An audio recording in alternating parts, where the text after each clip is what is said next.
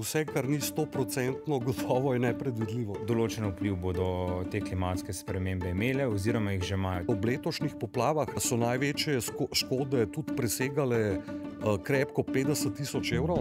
10 metrov na razen dva objekta, ampak poplavna izpostavljenost popolnoma različna. Vsak lastnik hiša, vsak, ki ne želi tega tveganja ohraniti zase, pregleda, kakšna zavarovanja ima sklenjena, za kakšne limite.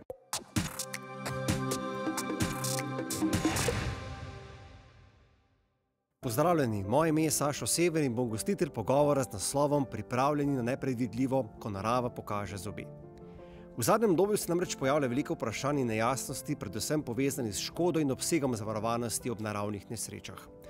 V naslednjih minutah bomo zato pojasnili, kako se pripraviti na take dogodke, kaj je pomembno, ko sklepamo zavarovanje, ter kakšen bo obseg oziroma učinek naravnih množičnih škod na zavarovalniško panogo. Podrobneje in širše o tem pa naša gosta. To sta Peter Filip Jakopič, direktor službe za zavarovanje premoženja in premoženjskih interesov, in Uroš Metličar, direktor službe za premoženjske škode v zavarovalnici Triglav. Pozdravljena in dobrodošla. Hvala za vabilo.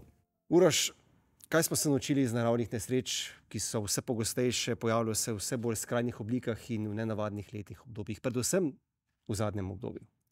Zelo dobro vprašanje. V bistvu odgovor si že pa podal v samem uvodu. Naučili smo se to, da dejansko so vse te naravne ujme izredno nepredvidljive. Dokaz tega je letošnje leto, ki je zelo odstopalo od let poprej. Z gotovostjo lahko že sedaj trdimo, da je letošnje leto v sodobni zgodovini zavarovalnice Triglav najslabše leto po številu dogodkov iz naslova ujm oziroma množičnih škodnih dogodkov, kot jih mi rečemo. Ampak, Peter, ali so to sploh še nepredvidljivi dogodki? Ja, v bistvu vse, kar ni 100% gotovo, je nepredvidljivo. Tako da predvsem so te modeli ali pa oblike teh nesreč so postale nepredvidljive. Recimo dokaz je ravno so letošnje poplave, ki so bile hudourniškega značaja. V Sloveniji smo v glavnem navajeni teh fluvialnih poplav, pomeni, da zaradi pretiranega deževja reke začnejo naraščati in potem na podlagi preteklih dogodkov, na preteklih izračunih lahko relativno zanesljivo, če lahko sploh temu tako rečem, predvidimo, kje bo prišlo do izlivanja, v kakšnem obsegu in tako naprej. Medtem ko so pa letošnje poplave pač pokazale, kaj pomeni, če so pa nepredvidljive. Šlo je za hudourniške poplave, se pravi, voda se je razlivala, bom rekel, nekontrolirano v smislu nepredvidljivosti, kot si na začetku omenila.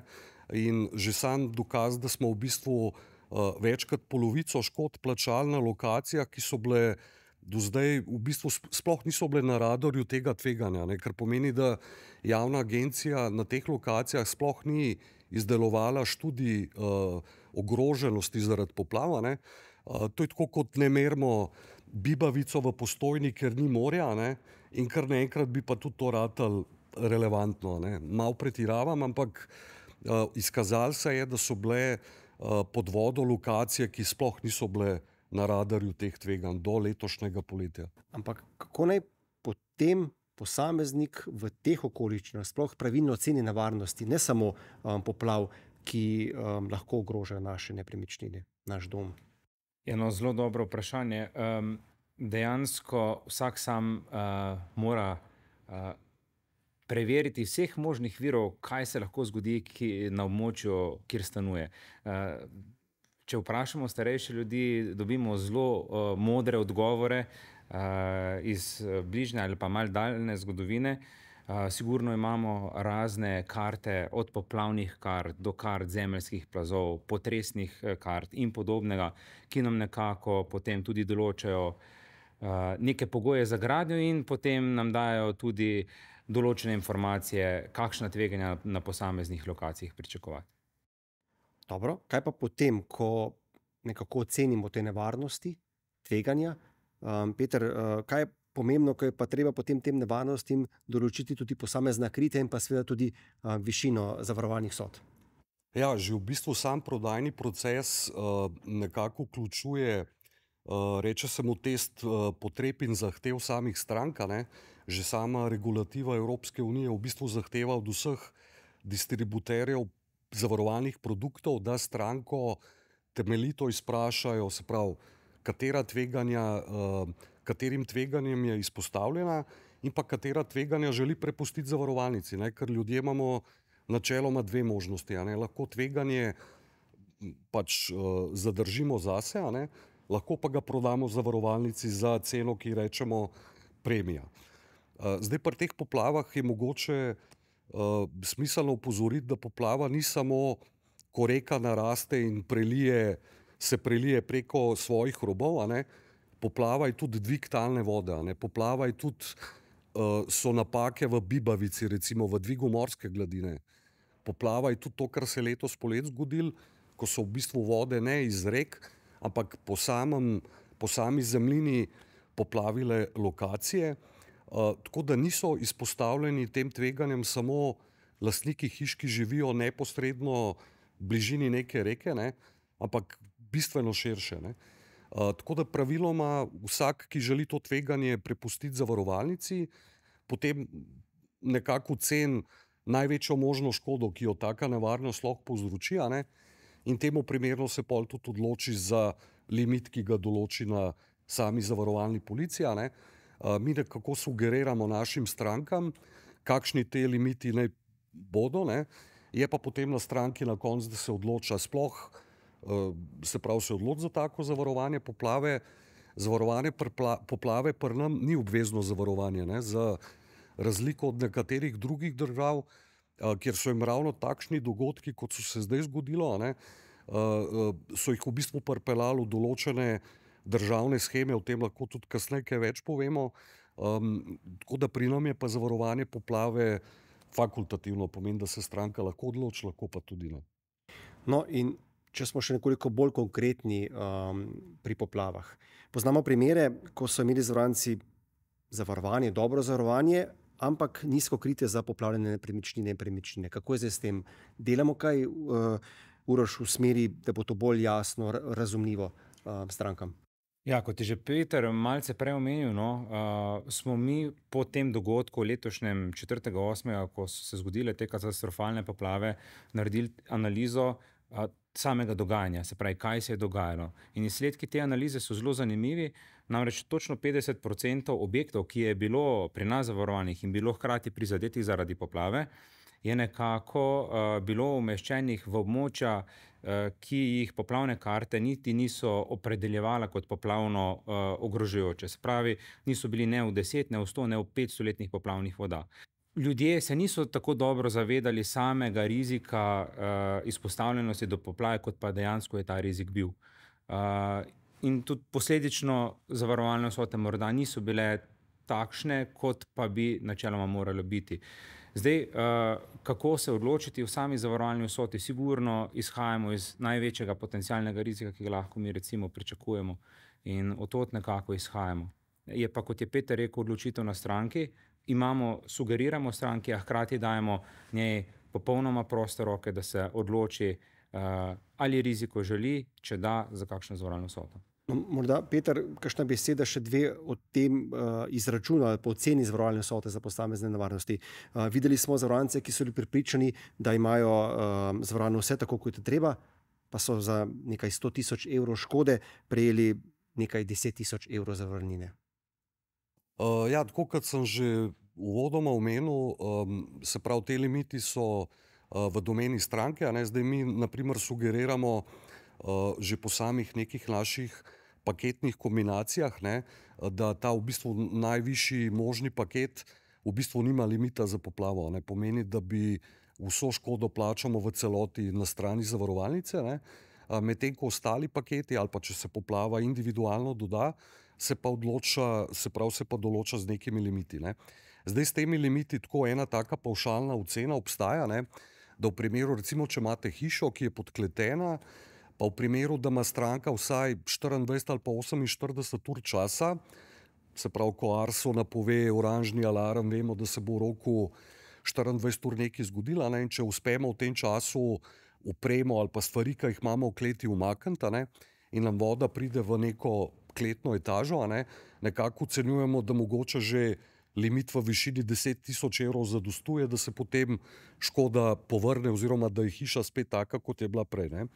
Zdaj, če pride do vdora tudi do kakšnih, bom rekel, bivalnih etaž, ne, je škoda takoj lahko 20 ali pa 25 000 evrov. Ne. Naj omenim recimo, da ob letošnjih poplavah ne, so največje škode tudi presegale krepko 50 000 evrov. Ne. Samo je treba pojasniti, da res to, kar se je letos zgodil, ta dogodek, to, kar smo videli, ne, so bili res ekstremni dogodki. Ne moremo pričakovati, da bo vsaka poplava v prihodnje več 10 hiš dobesedno odnesla iz zemlje. Ne. Tako da za take, če se pa seveda ne, v takih primerih ne, je pa najbolj smiselno imeti poplavo zavarovano brez limitov, ne, kar pomeni, da vso škodo potem krije zavarovalnica. In te limite je mogoče prilagajati, obstajajo kakšne omejitve?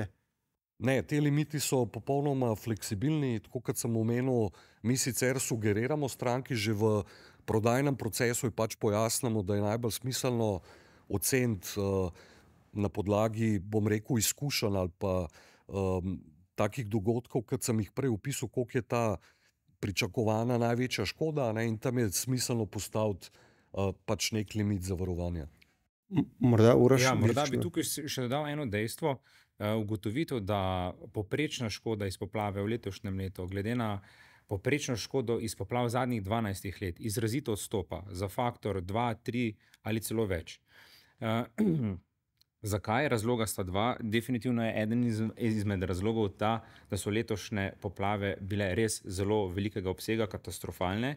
Drugi nezanemarljiv podatek je pa ta, da se od leta 2020 beleži izrazita rast inflacije v gradbenem sektorju, ki dejansko potem tudi vpliva na povprečno škodo, ki je letos nastala. Samo od leta 2020 do danes na podlagi podatkov Gospodarske zbornice, ki vsako mesečno objavlja indekse cen v gradbenem sektorju, lahko ugotovimo, da se je gradnja podražila za vsaj 30%.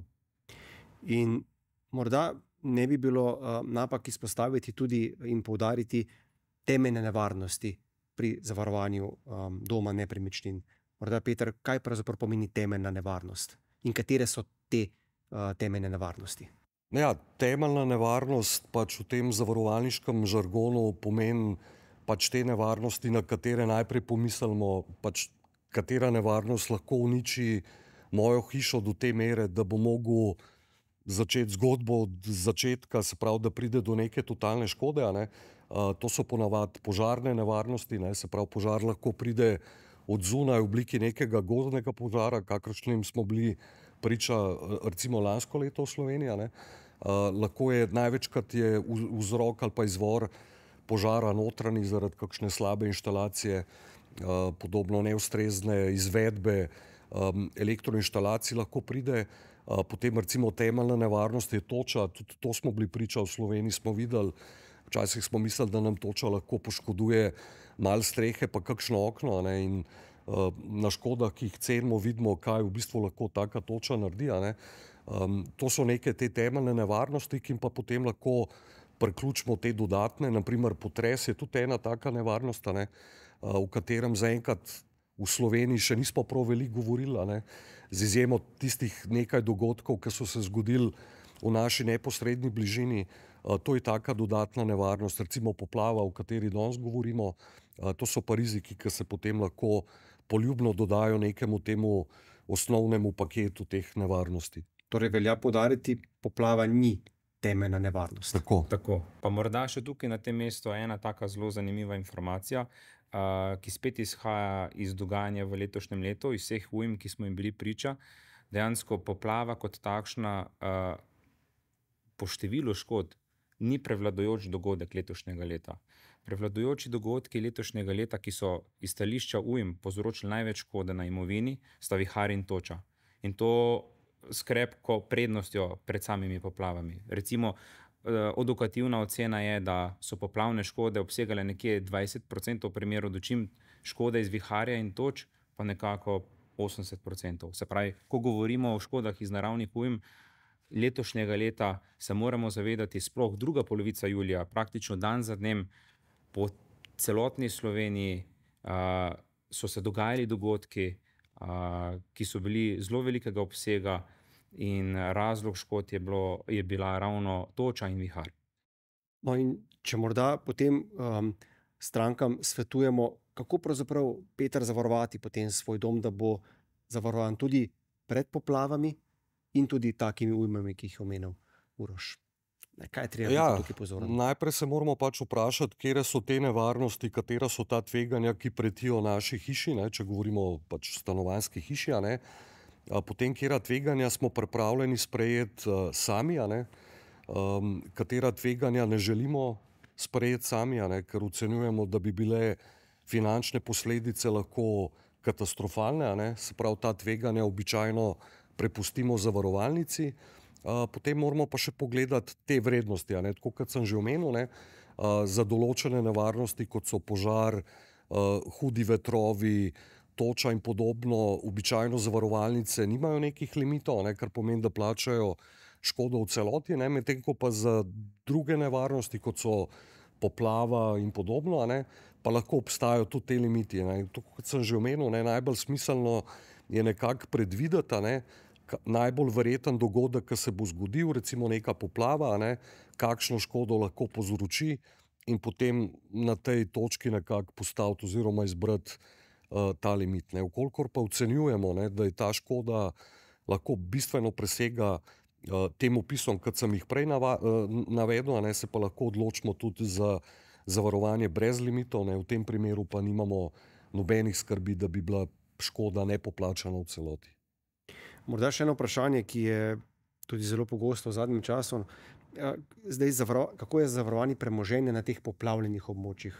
Je možno takšno zavarovanje skleniti, če recimo živimo na območju, ki je bilo nedavno prizadeto v poplavah? Samo zavarovanje se lahko praktično sklepa povsod po Sloveniji. Segmentacija nekako poteka, seveda mi imamo neke poplavne cone, kamor umeščamo objekte. V bistvu imamo razvit sistem poplavnih kart, ki je edinstven, eden izmed, po mojem mnenju, najboljših. Praktično poplava je res takšen naravni riziko, kjer mikrolokacija objekta dejansko izjemno vpliva na izpostavljenost tega objekta. Če to ponazorim na konkretnem primeru, 2 hiši v isti ulici, ena na spodnji strani v depresiji, spet druga na zgornji strani malce dvignjena, v bistvu 10 metrov narazen 2 objekta, ampak poplavna izpostavljenost popolnoma različna med obema dvema.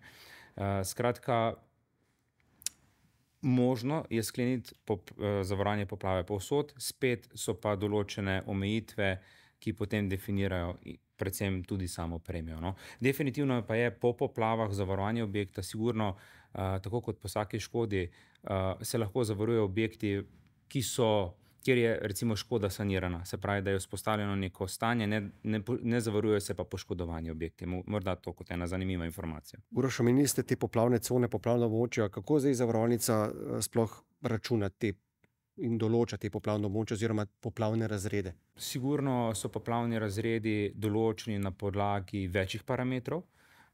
Eden iz parametrov so poplavne karte Agencije Republike Slovenije za okolje, spet drugi parametri so dejansko historični podatki, ki jih ima zavarovalnica iz podobnih dogodkov preteklih let, in skupek vseh teh dejavnikov nekako potem določa te poplavne razrede za posamezen objekt. V Sloveniji imamo 568 in nekaj tisoč objektov z centroidom, kar pomeni s hišno številko. Vseh objektov po moji oceni tam nekje 1 200 000. No, in za teh 568 tisoč objektov, kolikor jih ima centroid, se pravi hišno številko, znamo enoznačno določiti poplavni riziko individualno za posamezen objekt. So se te slike kaj spremenile od teh zadnjih poplav? Gotovo se bodo.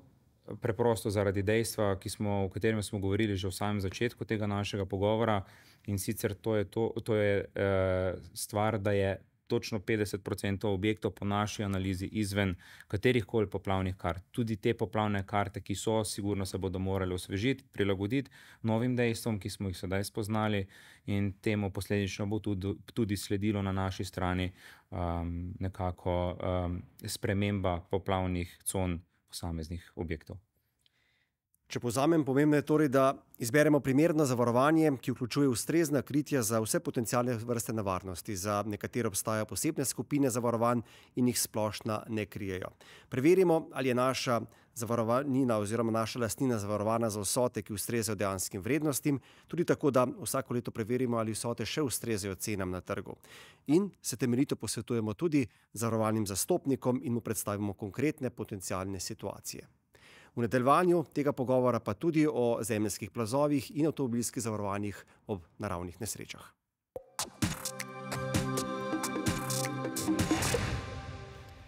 Z nami sta Peter Filip Jakopič, direktor službe za premoženjska zavarovanja, in Uroš Metličar, direktor službe za premoženjske škode v zavarovalnici Triglav. Peter, morda še beseda, kako je zdaj z zavarovanji zemeljskih plazov? Kako ga urediti? Zakaj ni dovolj zavarovanje za primer poplave? Tega je namreč v zadnjem času kar precej. Ja, res je. V bistvu gre za dva ločena rizika. Prej smo govorili o poplavi kot o rizikih vodnih, recimo. Tako ljudje si najbolj plastično lahko predstavljajo, da je to neka voda, ki grozi od zunaj, naprimer hišama. Tako kot sem že omenil, niso samo poplava, ni samo, da reka narašča toliko časa, da se prelije preko svojih bregov, ampak je tudi dvig talne vode, tudi voda, ki pride po raznih terenih zaradi tega, ker je prišlo do prekomerne obilice dežja, ki jo obstoječe struge ne morejo skanalizirati, recimo vse to je poplava. Tudi že prej sem omenil bibavico, se pravi vse motnje v bibavici tudi smatramo kot poplava. Medtem ko zemeljski plaz je pa sicer lahko povezana, lahko je posledica poplave, praviloma pride do njega časovno z nekim zamikom. So pa to drugi riziki, rečemo jim zemeljski riziki, to pa pomeni, ko se nekaj z zemljo zgodi, kar lahko poškoduje našo hišo. To pa pomeni, da lahko pride do raznih udorov, zemeljskih usadov, premikov na zemeljski površini. In če to poškoduje našo hišo, temu nevarnosti pač zavarovalničari rečemo zemeljski plaz, in je to spet na podoben način kot poplava lahko uredimo v smislu brez limita, kar pomeni, da če bi nam zemeljski plaz v celoti hišo odnesel ali pa uničil, se pravi, da nas ne bi bolela glava, ker smo izbrali prenizak limit, lahko se pa tudi odločimo za en limit na podoben način kot poplava. In je podobno kot poplava tudi zemeljski plaz nekaj, kar je treba dodatno zavarovati? Ja, res je. Dobro. Uroš, kaj pa je treba poudariti oziroma izpostaviti pri zavarovanju avtomobilov v primeru teh naravnih nesreč? Ali recimo splošni kasko krije takšno škodo? No, ravno to je pomembna informacija, in sicer splošni kasko ne krije škod na vozilih zaradi naravnih nesreč. Ta riziko krije tako imenovana B kombinacija delnega avtomobilskega kaska, ki jo morajo stranke, če želijo imeti kritje za naravne nesreče za svoja vozila, zavarovati na sami zavarovalni policiji vozila. Je zelo zanimiv podatek, da se kar veliko strank odloča za to kritje, in to je okvirno več kot 50% so ta kritja dodana na polici, se pravi, stranke se zavedajo tega rizika in tudi ta riziko dodajo na policijo vozil, predvsem iz naslova toč. No, to je naše nekako splošno, naše splošne ugotovitve. Dobro, zdaj verjetno se vsi strinjamo, da če bi morali oziroma da bi morali, če želimo biti res dobro zavarovani in zajeti vsa kritja, ki nam jih prinaša ta nepredvidljivi svet, odšteti kar lepo število svojega premoženja. Peter, kaj v tej situaciji svetujete našim zavarovancem, našim strankam? Kaj je tisto ključno? Ja, ključno je, da pač mogoče zdaj ena taka priložnost, da ponovno preverijo pač svoje zavarovanja, ki jih imajo. Večina teh zavarovanj je sklenjena na nek permanenten način, v smislu, da se vsako leto ljudje ne ukvarjamo s tem, ker se enkrat odločimo, potem to lahko traja par let tako zavarovanje, ampak ravno dogodki letošnjega leta so v bistvu lahko nek tak motiv, da vsak lastnik hiša, vsak, ki ne želi tega tveganja ohraniti zase, pregleda, pač kakšna zavarovanja ima sklenjena, za kakšne limite, in če ocenjujejo, da za določene nevarnosti, predvsem te nevarnosti, ki lahko povzročijo neko katastrofalno škodo, to je v bistvu namen zavarovanj, je ravno v tem, da nam zavarovalnica pokrije finančne posledice, kadar pride do takih škod, kakršnih smo bili letos priča. Kakšne manjše škode praviloma ljudje še nekako prenesejo finančno, medtem ko večje škode pa nikakor ne. Tako da predlagamo, da grejo še enkrat čez vsa ta kritja s svojimi zavarovalnimi predstavniki in po potrebi spremenijo, kaj oduzamejo, kaj dodajo. Na ta način svetujemo našim strankam. Uroš, z vidika škod, kaj bi dodali, kaj morajo stranke še videti, ko sklepajo zavarovanje, da se tega res lotijo, kot je rekel Peter, premišljeno, pa tudi na koncu ekonomično? Za začetek morda vprašanje segmentirano na dva dela. V prvem delu bom govoril predvsem v obveznih zavarovanjih. Obvezna zavarovanja kot taka so praktično enaka med vsemi zavarovalnicami na trgu. Potem drugi segment zavarovanj pa predstavljajo zavarovanja, ki niso obvezna strani države, in tukaj pa med različnimi zavarovalnicami potem tudi prihaja do razlik v samih kritjih. Določene zavarovalnice, recimo prej smo se pogovarjali o avtomobilskih zavarovanjih za naravne ujme, ta kritja že nudijo v splošnem kasku, recimo v zavarovalnici Triglav je to kritje vključeno v B kombinacijo delnega avtomobilskega kaska. Skratka, stranke morajo ob sklepanju zavarovanja se seznaniti z temi specifikami, predvsem teh zavarovanj, ki zakonsko niso obvezna, in dejansko preveriti ključne aspekte kritja. Torej, ustreznost zavarovalnih vsot, širina kritja, mora biti kakšne podlimite, soudeležbe v škodi in podobne stvari, ki lahko potem dejansko vplivajo na samo izplačilo zavarovalnine oziroma odškodnine. Dobro, morda še za konec, kaj vse bolj te nepredvidljive klimatske razmere pomenijo za prihodnost zavarovanj, predvsem pa tudi za ceno teh zavarovanj, kako se zavarovalnice, Peter, soočajo s tem izzivom? Recimo konkreten en tak primer, sicer ne bi rad črnogled izpadel, da se bo to v Sloveniji zgodilo, ampak recimo v Združenih državah na Floridi se trenutno dogaja to, da zavarovanja pred tornadi, viharji in podobnimi naravnimi riziki, ki so značilna za ta, bom rekel, subtropski pas našega planeta, so postala cenovno toliko nedostopna, da so začeli ljudje prodajati svoje hiše na Floridi, in to ne zaradi tega, ker si ne morejo privoščiti lastništva hiše v smislu obroka za kredit ali pa hipoteke, ampak si zavarovanj več ne morejo privoščiti. Zavarovanja, ki so prej stala par $100 ali pa par $1000, stanejo zdaj $30–40 000, pride do tako imenovanega pojava antiselekcije, moralnega hazarda, da zavarovanja sklepajo samo še tisti, ki so najbolj izpostavljeni tem tveganjem. Zavarovalnice imajo skozi slabši škodni rezultat in v končni posledici kar se lahko zgodi, je dvoje. Eno je to, da taka zavarovanja preprosto izginejo samega trga, ker trg s svojimi mehanizmi več ne poskrbi za neko ravnotežje med ponudbo pa povpraševanjem. Druga stvar, kar pa vidimo v nekaterih evropskih državah, recimo Francija in tak lep primer, ko pa država poseže na sam trg zavarovanj in nekako s svojimi preventivnimi ukrepi nekako gre nasproti zavarovalnicam, da zmanjša tveganja, da zavarovalnice lahko postavijo užitne premije, da lahko potem lastniki hiš to zavarujejo. In v Franciji recimo zavarovanje poplave, če se navežem na Uroša, ki je prej govoril o obveznih pa neobveznih, je recimo obvezno zavarovanje. V Franciji, če sklenete zavarovanje za hišo, potem je poplava temeljni rizik. Logika v zadnji je pa ta, da je država poskrbela za zadosten obseg zaščitnih ukrepov, tudi zavarovalnicam stoji ob strani pri nudenju zavarovalnih kritij, pozavarovalnica je v 100% državni lasti in tak model funkcionira. Ampak še enkrat ponavljam, v trg je morala poseči država.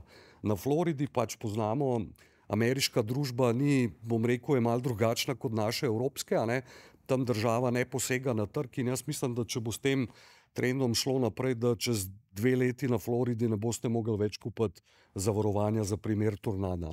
Še enkrat, mislim, da se v Sloveniji to ne bo zgodilo pri poplavah, se dogaja to, se pravi, rizik se bolj segmentira, tako kot je Uroš že prej omenil, premije se bojo korigirale, poplavni razredi, ampak dokler bo zajem zadost velik, pa solidarnost v smislu, da bojo zavarovanja sklepali ne samo tisti, ki so najbolj izpostavljeni, ker na teh dveh temeljih v bistvu funkcionira zavarovalniški model. Solidarnost, se pravi, da sklenajo tudi tisti zavarovanje, ki niso najbolj izpostavljeni, na drugi strani pa zadost velik zajem. Dokler to funkcionira, državi ni potrebno posegati na trg. Ko enkrat eden od teh dveh generalnih postulatov odpade, se trg pač sesuje in more ali posež država ali pa enostavno zavarovanje izginejo iz ponudbe zavarovalnic. Uroš, kaj pa vaše mnenje, kako bodo te klimatske spremembe vplivale na zavarovanje in na samo zavarovalniško panogo? Kaj menite? Definitivno določen vpliv bodo te klimatske spremembe imele oziroma jih že imajo. Tipičen primer v Sloveniji, zdaj smo se pogovarjali dosti o poplavi, pa bi jaz morda malce ponazoril na kmetijskih zavarovanjih. Pozeba. V zadnjih 8 letih smo bili v 6 letih deležni pozebe. Zdaj, a se pogovarjamo seveda o nekem nepričakovanem dogodku, morda več ne. Kot je Peter omenil, se tu na kmetijskih zavarovanjih že poteka oziroma je že nek model, pa se bo še po vsej verjetnosti moral malce prilagoditi sodelovanja države in zavarovalnic, da bodo takšna zavarovanja za recimo podobne dogodke, kot je zmrzal, spomladanska zmrzal, na trgu še obstala. Ker na koncu je seveda ključna varnost, neka zaščita strank zavarovancev, ki živijo na določenem območju. Tako. Peter, Uroš, hvala lepa za tale pogovor in za vsa pojasnila. To je bil podcast z naslovom Pripravljeni na nepredvidljivo, ko narava pokaže zobe. Hvala vam za pozornost, spoštovani gledalci in poslušalci. Torej, vzemimo si čas, ko bomo sklepali zavarovanja in dobro premislimo o tem, katere nevarnosti bi lahko naš dom najbolj ogrozile in v kakšni meri. V vsakem primeru pa vam želimo, da bo vse v redu.